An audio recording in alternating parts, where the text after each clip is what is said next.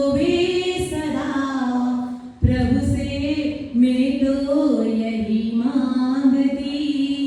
मैं क्या, मेरा अस्तित्व क्या, गुरुजी तेरा नाम लिया। जयपुरी परम पूज्य चतुर्थ पट्टाधीश आचार्य भगवान श्री सुनील सागर जी गुरुदेव की, तिनकुम नौकर महामुनि राजो की,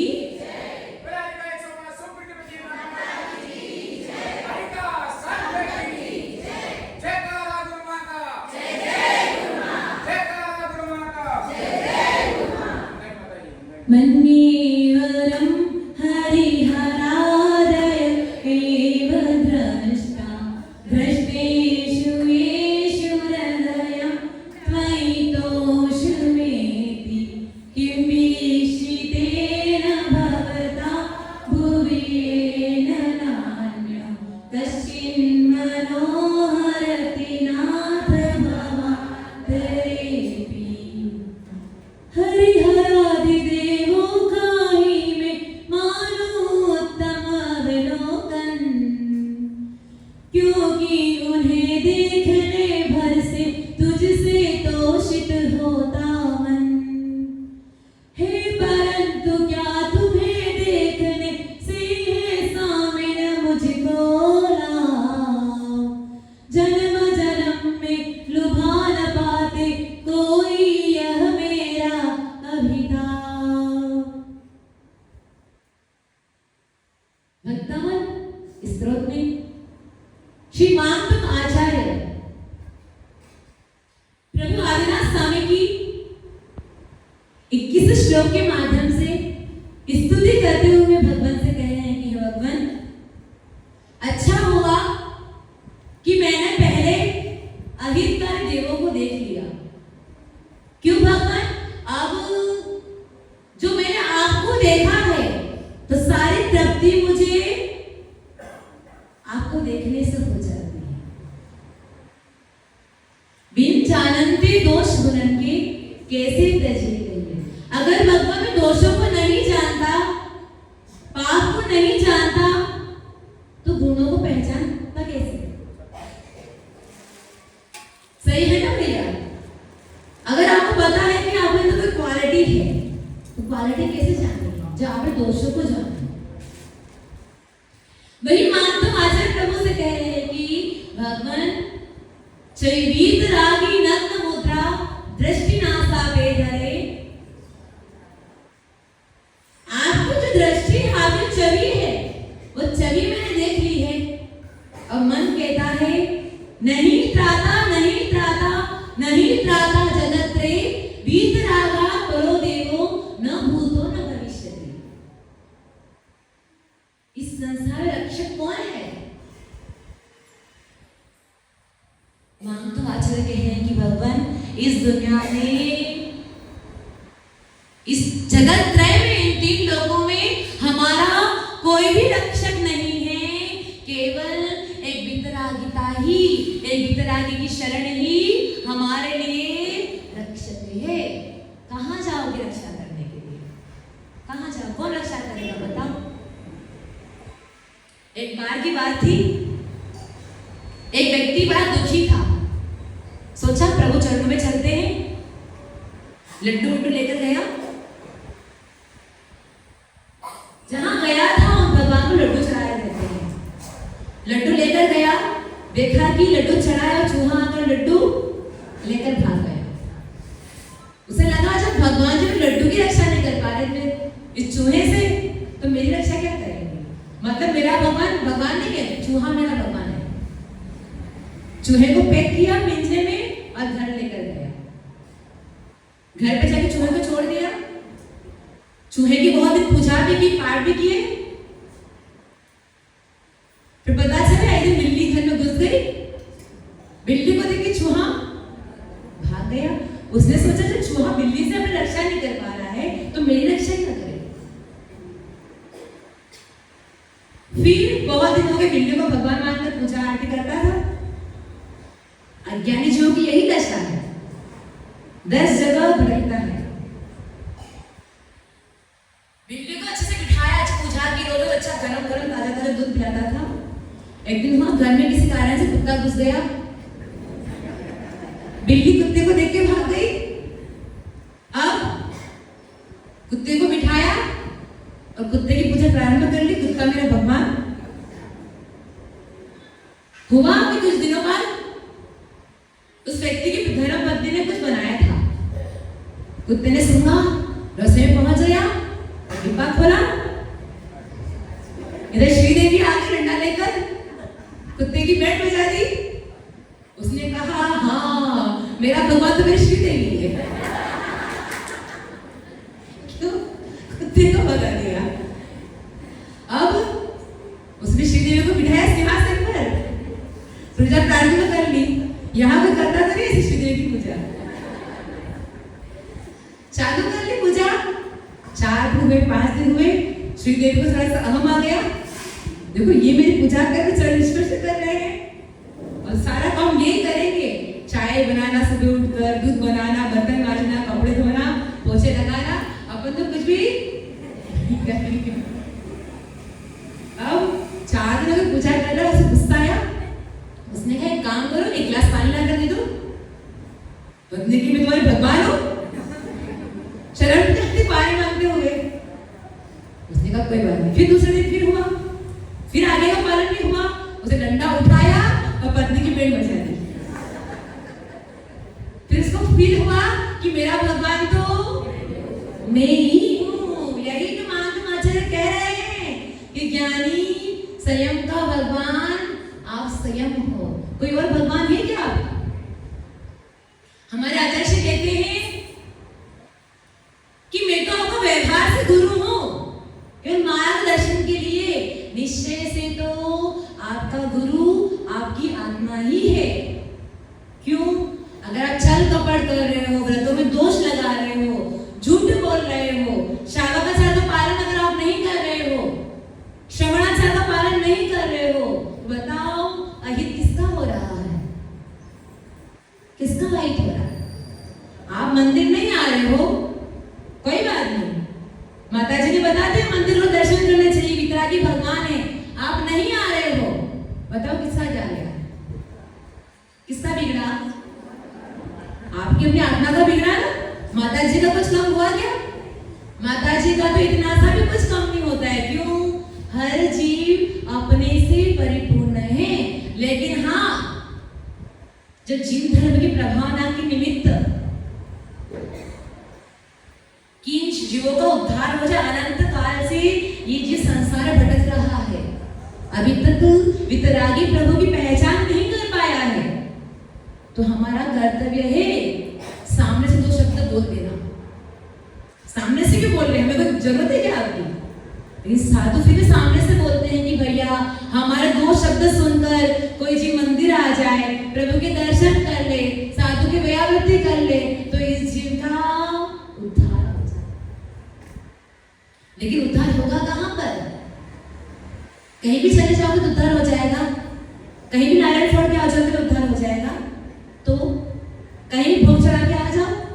ये महिलाएं करती, घर में नया नया कुछ आइटम बनाती है, मिठाई वगैरह, तो पहले भोग चढ़ाती है। किसको चढ़ाते हो भोग? साधु के लिए क्या कहा है? जिस घर में आहार करने गए हो, उस घर में जो आहार बना है, अगर उसका भोग देख देता को चढ़ा दिया है, तो साधु उस चौके में आहार नहीं कर सकते। दोषपूर्ण आहार है।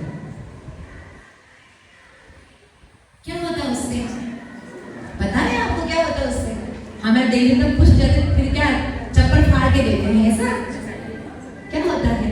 ज्ञानी आप जो कर रहे हो, जो क्रियाएं कर रहे हो, उसके पीछे कोई रीजन तो होना चाहिए ना, क्यों कर रहे हो?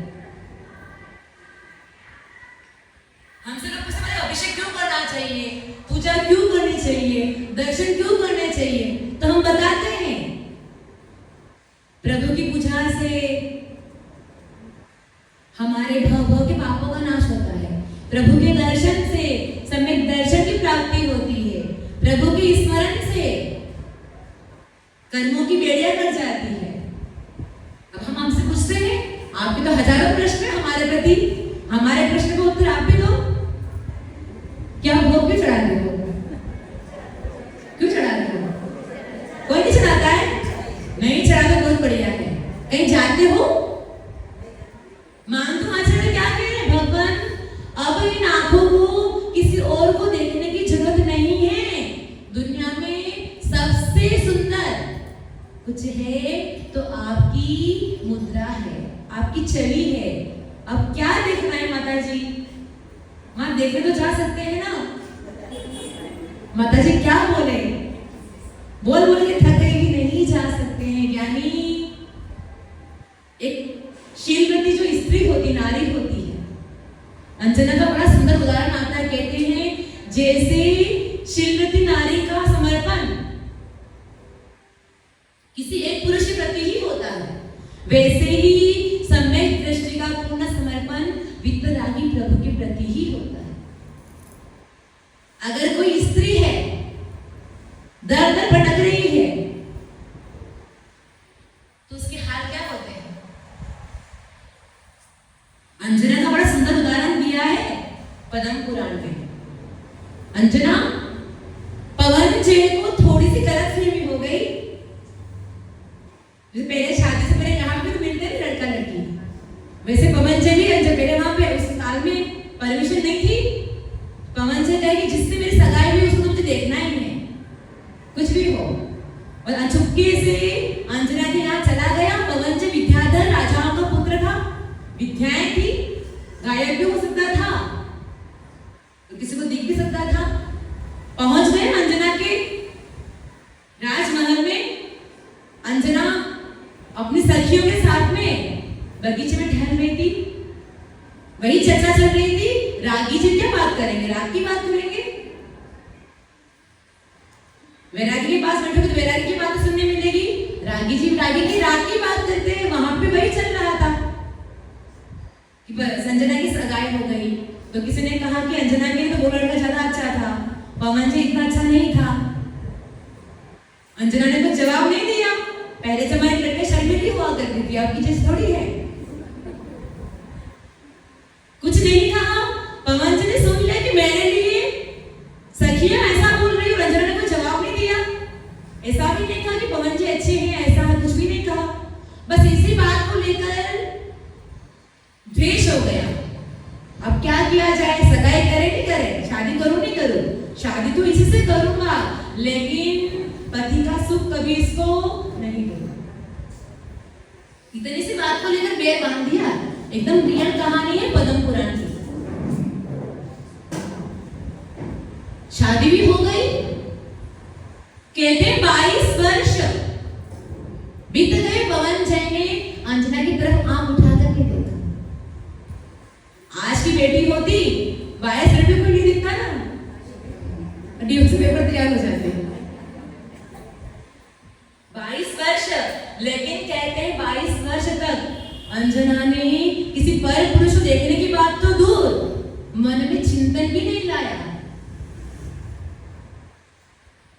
यहाँ तो पता नहीं किसकी फैन हो जाती है हमारी भाभियां, उसकी फैन, उसकी वो अच्छा लग रहा है, वो अच्छा लग रहा है। अरे जो आपको मिला है ना वो दुनिया में सबसे सुंदर है।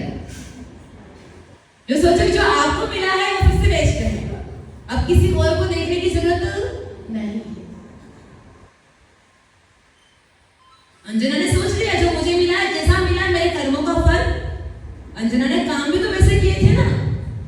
पिछले गांव में राजा की पटरानी थी, और क्या हुआ? सोच की ईर्ष्या में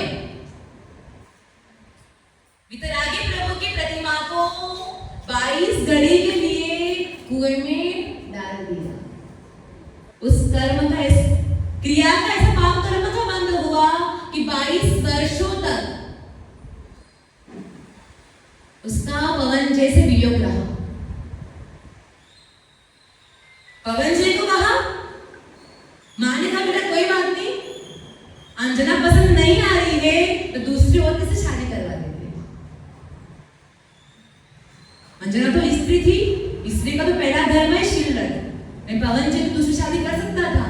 उसने कहा मुझे किसी और से विवाह नहीं करना।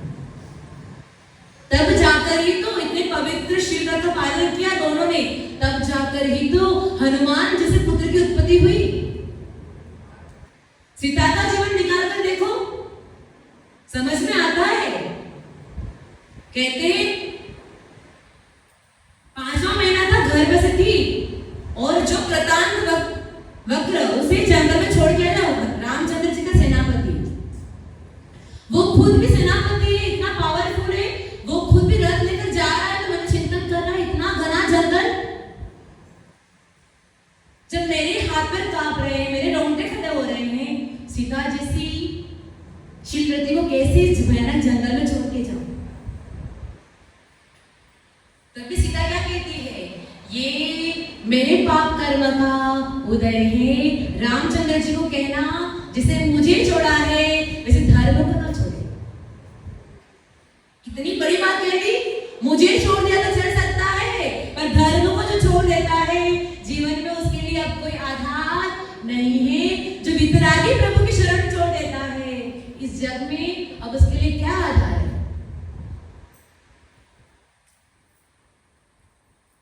मोक्ष मार्गस्य नेतारम भेतारम कर्म भुविताम ज्ञातारम विशुद्धत्वानाम वंदे तद्गुण लब्धे। तत्वार्थ सूत्र का मंगलाचरण उमा स्वामी आचार्य बड़ी सुंदर बात कह रहे हैं कि मैं किसके गुणों की प्राप्ति के लिए नमन करूं। किसको नमन करूं? किसको नमन करोगे आप लोग? जहां बहुत भीड़ है, बहुत लोग घूम रहे हैं, जहां पर एक मैराथन की सारी इच्छाएं पूरी हो जाती है ना, वही नमन करोगे ना आप लोग। कहां नमन करोगे? कहां करोगे? सुन लो, उमा स्वामी आचार्य कह रहे हैं, मोक्ष मार्ग से नेतारम, जो मोक्ष मार्ग के नेता हैं। नेता कौन होता है? हितोपदेशी, जो सबका घर का मुखिया होता है, समाज का मुखिया होता है। वीरेंद्र जी सबके हित में कार्य करते हैं, नरेंद्र जी सबको लेकर चलते हैं, तब जाकर समाज का कोई जी नेतृत्व कर पाता है। तो यहां का भगवान, आप मोक्ष मार्ग के नेता हो, क्यों हो? तो कहा आप हितोपदेशी हो, हित का उपदेश देने वाले हो, पक्षपात करने वाले नहीं हो कि ये हमारी पार्टी है, वो तुम्हारी पार्टी। पार्टी में तो भेद हो जाते हैं, ये हमारा मंच, वो तुम्हारा मंच, ये हमारा मंडल, वो तुम्हारा मंडल। यही चल रहा है ना। ज्ञानी इन मंडल में व्यक्ति कमंडल पकड़ना छोड़ गया।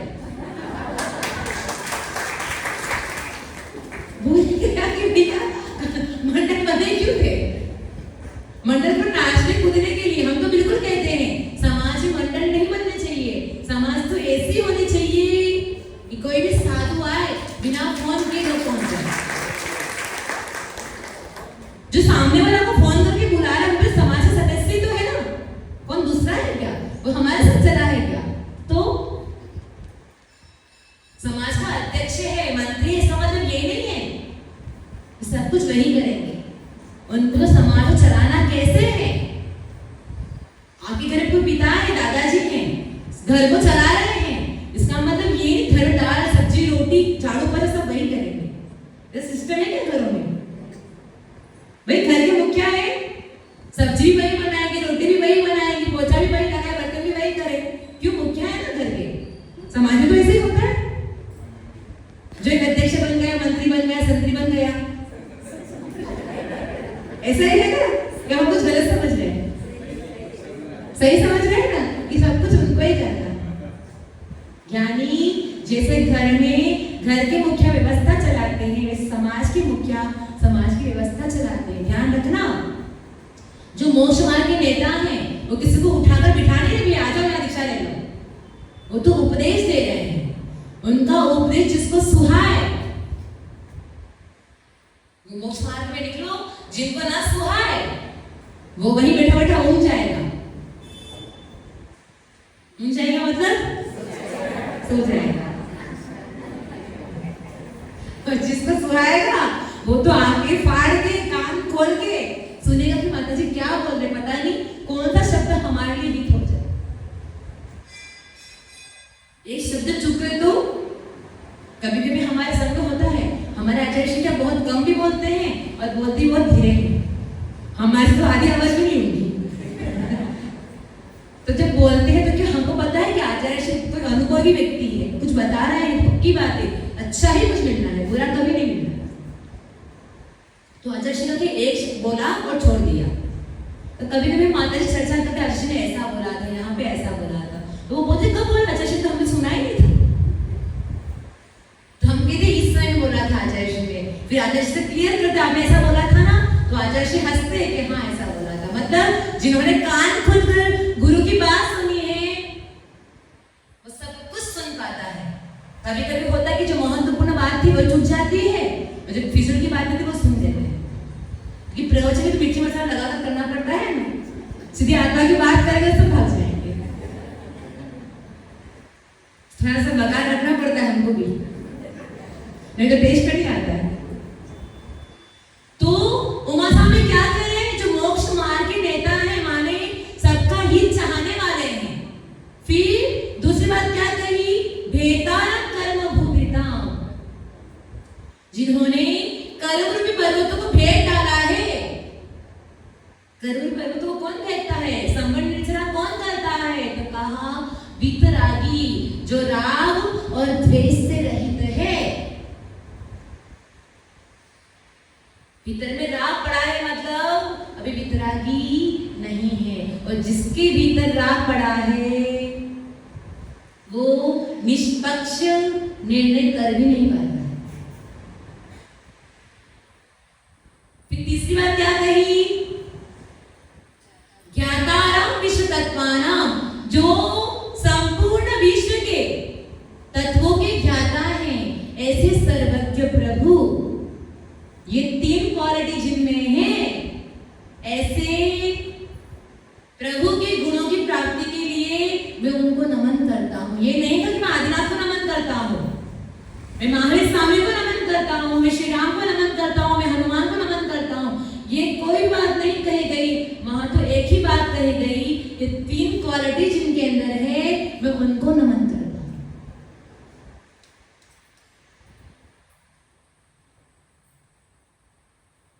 चलो आपको पूछते हैं गुरु कैसे होते हैं। आजकल फैशन बनी गुरु बनाने की, अमुक हमारे गुरु, अमुक हमारे माता जी। आप बताओ आपके कितने गुरु हैं? चलो बताओ, कौन बताएगा? पहले वीरेंद्र जी से पूछते कितने गुरु हैं आपके? एक ही है। कौन से? क्या? आचार्य जी। अरे ये तो गलत उत्तर हो जाता है। हमारे कितने गुरु हैं? तो ज्ञानी नमो लोए सब सामना। लोक में जितने भी साधु परमेष्ठी हैं, 3 कम 9 करोड़ मुनिराज, 3 कम 9 करोड़ में साधु से लेकर अरिहंत आ गए, वो सब मेरे गुरु हैं। आपके कितने हैं? हम तो अमो महाराज जी आएंगे तभी काम करेंगे, क्योंकि ये हमारे गुरु है ही नहीं, इनके पास जाना ही नहीं है।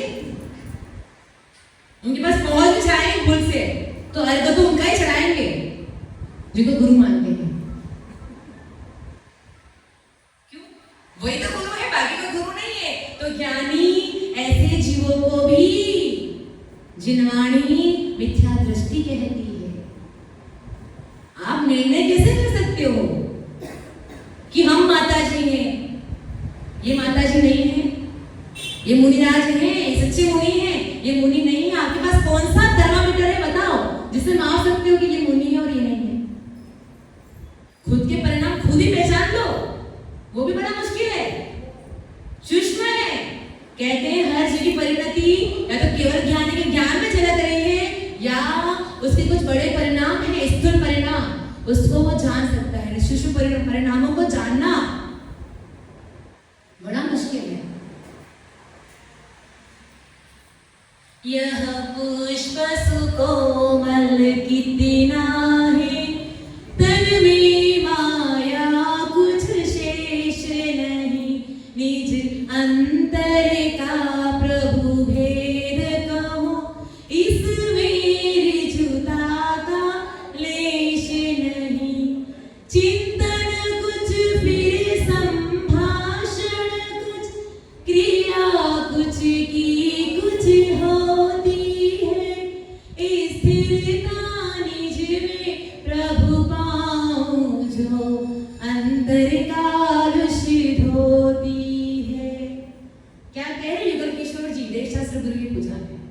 कि भगवान जो पुष्प आपको चढ़ा रहा हूं वो पुष्प कितना कोमल है, इसमें जरा भी मायाचारी नहीं है, कपट नहीं है। लेकिन प्रभु मैं नीच का भेद कहूं, ज्ञानी समझदार जीव नीच की बात किससे कहते हैं? कल बताया था ना हमने, ज्ञानी जीव अपनी बात अपने से ही करता है, किससे कहूंगा भी तो क्या कर लेगा। तो प्रभु से कह रहे हैं, खुद की आलोचना कर रहे हैं कि भगवान मैंने खुद की बात कहूं, मेरे अंतरंग की बात बताऊं, तो इस तन में जरा भी सरलता नहीं है। कहता कुछ और हूं, सोचता कुछ और हूं और क्रिया कुछ और करता हूं। तो भगवान मुझे वो स्थिरता प्राप्त हो आपके जैसी, कैसी वाली कि आज यहाँ पटक दिया कल वहां पटक गया। नहीं भगवान, इतना स्थिर बनूं कि एक बार अन्यथा शरणं नास्ति तमेव शरणं मम तस्मात् कारुण्य भावेन रक्ष रक्ष जीवेश्वर। अब किसी अन्य की शरण मुझे नहीं है, एक आप ही मेरे रक्षक हो। अनंतानंत संसार संतति चेत कारणम जिन्नाश पादाम्भोज स्वर्णम शरणम मम। अनंतानंत संसार की संतति है, संतति समझते हो? कर्मों की संतति चली आ रही है। कर्म कांड में बड़ी सुंदर बहस है इसकी कि जीव के पास कितने कर्म हैं, उसे पूरी गणित बताई है। अब हमारा वही मैटर चल रहा है, उसके अंदर वही सब्जेक्ट चल रहा है। 229 नंबर की गाथा देखते ही नानी याद आती, पढ़ने के बाद तो भगवान जाने क्या हाल है। 50 पेज की गाथा है, 50 पेज के माध्यम से एक्सप्लेन किया है उस गाथा को, पूरी मैथ है कि कितने कर्म जीव के पास सत्ता रूप से रहते हैं। तो कह रहे हैं कि अनंत काल से जीव कर्मों से बंधा है और संतति को कोई छेदना वाला है तो कौन है? वितरागी प्रभु के दर्शन।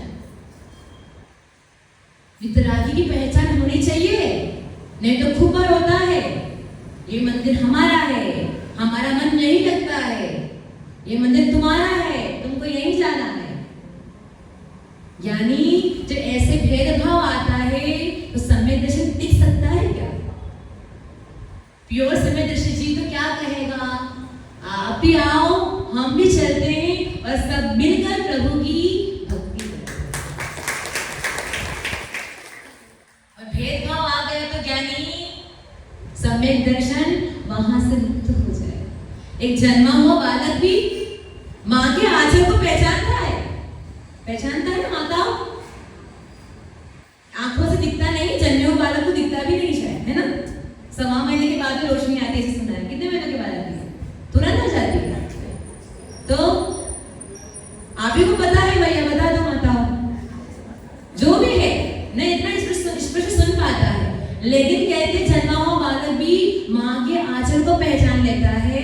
तो आप वितरागी प्रभु की पहचान नहीं कर सकते।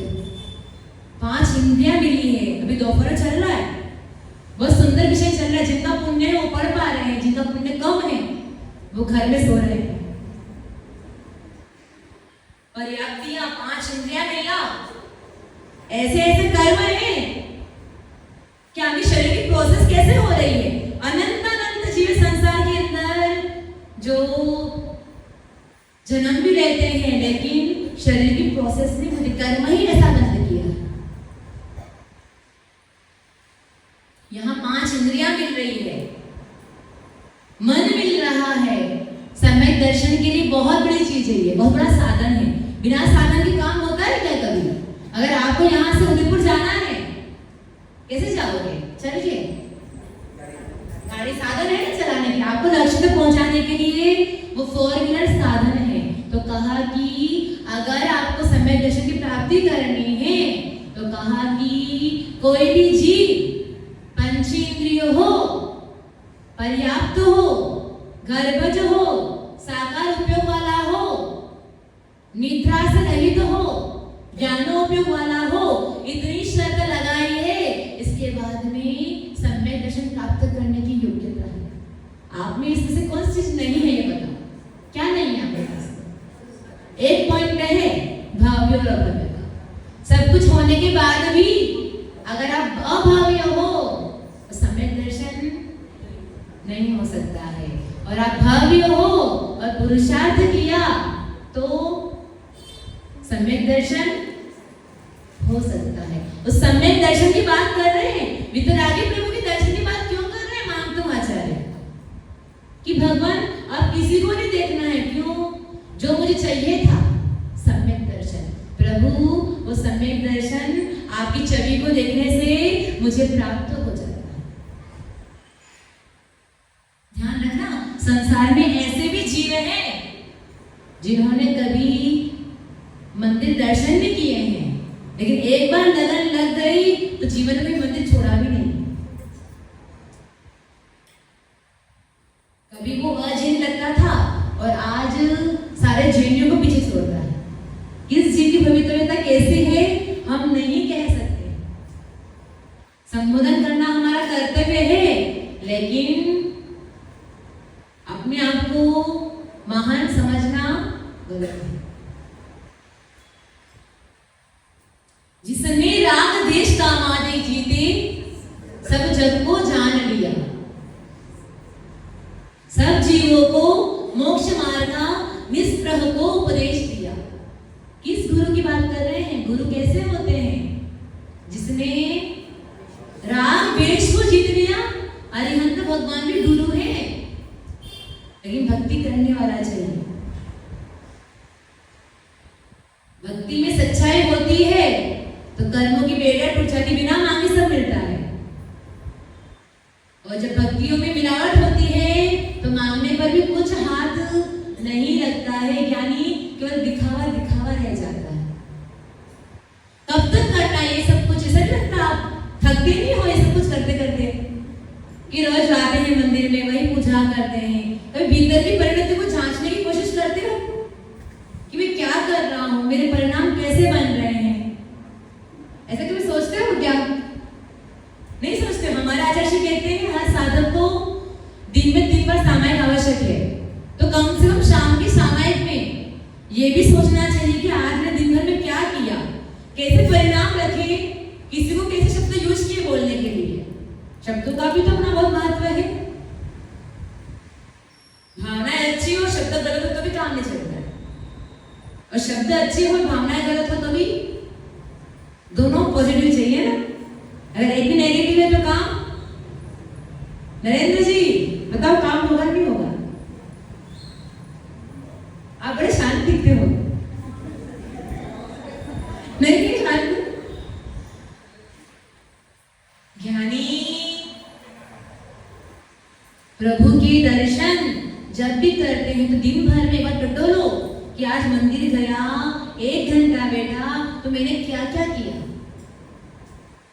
ये माताएं हम देखते हैं सामने बैठते हैं ऐसे स्टेट, तो देखते हैं कि इधर लोगों को इधर क्या डायरेक्शन है लोगों के आने का, तो इधर तो उनका आंखें इधर रहती है, घर में थाली में चलता है। झूठ बोल रहे तो बता देना, सही है ना? कौन आ रहा है कौन जा रहा है, प्रवचन यहाँ बैठकर सुन रही है पर देख रही कौन आ रहा है कौन जा रहा है। सामने वाला शर्मा के दूसरे दिन आए नहीं, अरे क्या देखते हो? कभी देखा नहीं क्या उसको? आपकी तरह इंसान ही तो है, पर कपड़े बदल गए। सही है ना? यही देखो हमारे पास से बहुत तो सहमत है। किसको घूरना है? ज्ञानी घूरना नहीं, गुनना है स्वयं को कि मैं क्या कर रहा हूँ, कहाँ जा रहा हूँ, किस मेरी परिणति जा रही है, इसमें मेरी आत्मा का हित क्या है। अरे हर काम करते, व्यापार करते हो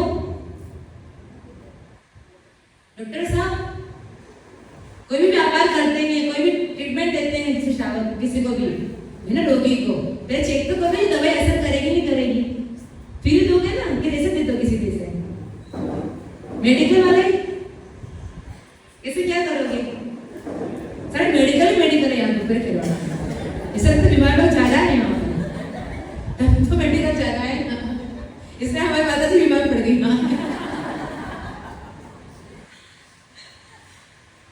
बताओ ये कोई व्यापार कर रहे हो तो सोचते तो हो ना कि इसने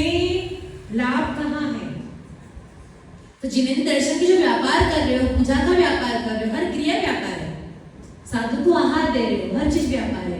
तो उसमें सोचो तो सही है कि हम जो कर रहे हैं तो प्रॉफिट कितना है, लॉस कितना है, सोचना चाहिए ना। अगर आप वितरागी के दर्शन कर रहे हो तो भीतर में क्या आपके मन में वही बात है कि वितरागी के दर्शन कर रहा हूं, कुछ चाहना है क्या मन में, कुछ इच्छा है क्या मन में कि भगवान ये मिल जाए? हाँ, कुछ तो भावना होगी ना।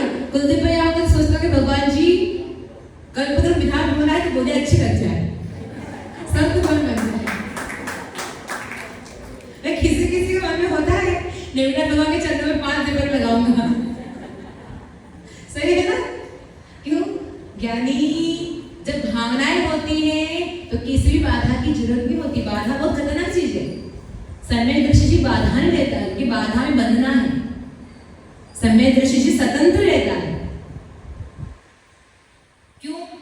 आप आज कर पा रहे हो, आपका आज शिवोषम अच्छा है, कल शिवोषम अच्छा नहीं है, भूल गए तो हो सकता है उल्टा उसका रिएक्शन हो सकता है। बस जो भी करना है, हमें सत्यचक्र ब्राह्मण विधान करना है, कर दिया, बाधा क्यों लेंगे? हमें कल्पतरु विधान करना है, कर लिया। हमें चक्रवर्ती बनना है तो बन गए, सोधर विधर बनना है तो बन गए। क्यों? सही बात है ना? कोई हाय नहीं बोलना है। तो कहने का मतलब है कि हमको जो करना है सो करना है, बाधा से नहीं करना है, भावनाओं से करना है, स्वतंत्रता के साथ करना है। क्योंकि स्वतंत्रता के साथ में जो धर्म किया जाता है, पूछो बहुओं को मंदिर आती है, सासुओं का बेड लग जाता है कि 9 बजे घर पहुंचना है, तो मन में आकुलता होती, 9 तो नहीं बज गई, 9 तो नहीं बज गई। और जब कहा जाता है कि हाँ बेटा समय पर आ जाना घर पे, आपकी भी सुरक्षा हो, परिवार की भी सुरक्षा रहे, कुल की भी मर्यादा रहे, तो बात समझ में आती है। 9 बजे नहीं आए ना, दूसरे दिन घर में नहीं घुसने देंगे, तो वो वाली चीज तो क्या दलभाग वाली हो जाएगी। मर्यादा में रखना, बहुओं को मर्यादा में रखना, बेटियों को मर्यादा में रखना बहुत अच्छी बात है, लेकिन दबाव में रखना, बहू बताओ ऐसा लगता है कोई नहीं रखता है। आज सास में दबाव में रहती है, सब हंसते हैं, सास में दबाव में रहती है। सही बात है, नहीं जमाना उल्टा नहीं है, भावनाएं उल्टी हो गई। जमाना तो वही है क्योंकि अनादिकाल से, पर अच्छा है इस काल में बहुओं के लिए कि सासू माँ इतना समझती है, घर पर हाथ से हाथ मिलाकर काम कर लेती है। एक जमाना था कि बहुओं को बोलने का अधिकार भी नहीं था, ऐसा जमाना अच्छा नहीं है। स्वतंत्रता तो होनी चाहिए। इस स्वतंत्रता के साथ में अगर आपको घर में सूट पहनने की छूट है, इसका मतलब ये नहीं मंदिर में सूट पहनकर आ जाए। सच्ची बात है भैया, अपना जो स्त्री काम है,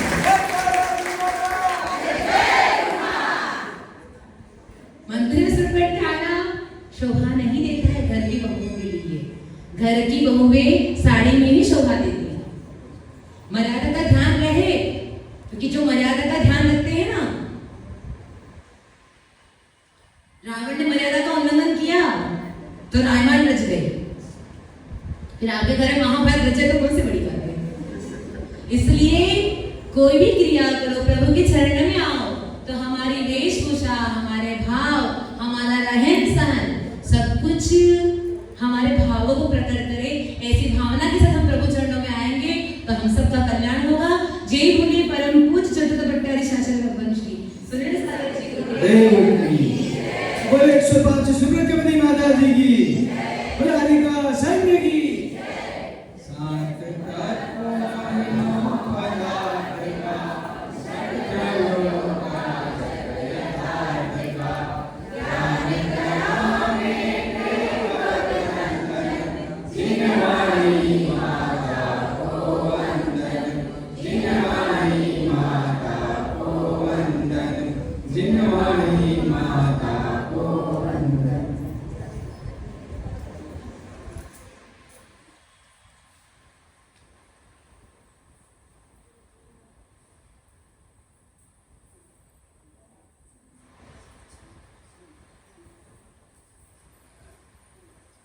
वंदे मातरम. दर्शक में जिवाणी माता की जय. परम पूज्य आचार्य बाबा सुनील सागर जी गुरुदेव की बोले हरिका साहिब की. पढ़ना मंदिर जी में होगा.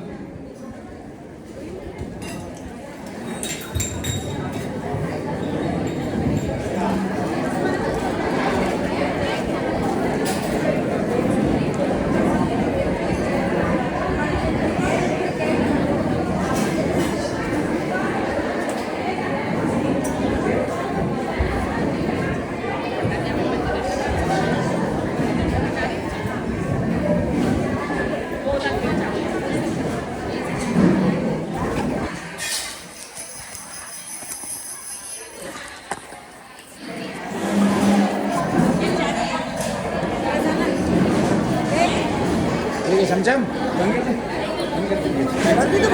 हाँ वीडियो बंद कर दे.